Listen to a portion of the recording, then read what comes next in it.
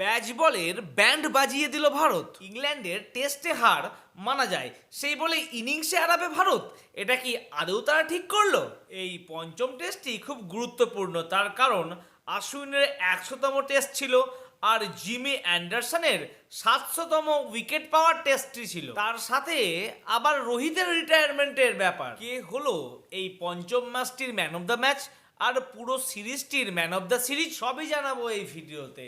নমস্কার, আমি প্রীতিশ, আপনাদের স্বাগত জানাই ক্রিকেট স্ট্র্যাটেজিতে। বিশ্ব ক্রিকেটের অন্যতম সেরা দল ভারত। টেস্ট ক্রিকেটে টিম ইন্ডিয়ার দাপট দেখার মতো। দেশের মাটিতে এবার দাপুটে পারফরমেন্সের মাধ্যমে ইংল্যান্ডের বিরুদ্ধে 4-1 ব্যবধানে সিরিজ জিতে নিল ভারত। আর এরই সুবাদে ডাব্লিউটিসি ফাইনালের লিস্টে প্রথমে পৌঁছে গেল ভারত। আচ্ছা, আপনাদের কাছে একটি আমার প্রশ্ন রইল।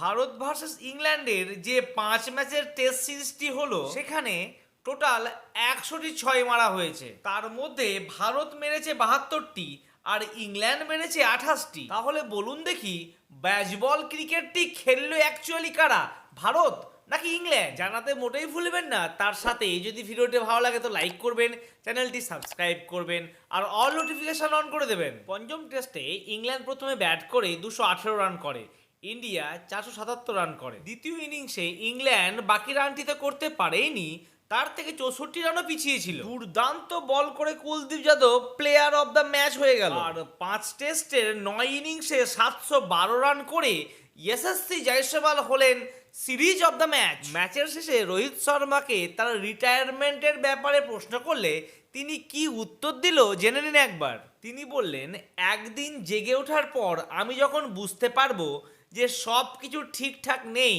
সেদিন আমি সরাসরি অবসর নিয়ে নেব। কিন্তু শেষ কয়েক বছরে আমি সেরা ক্রিকেট খেলছি। তার মানে বুঝতেই পারছেন রোহিত শর্মা এখন রিটায়ারমেন্ট নেবেন না।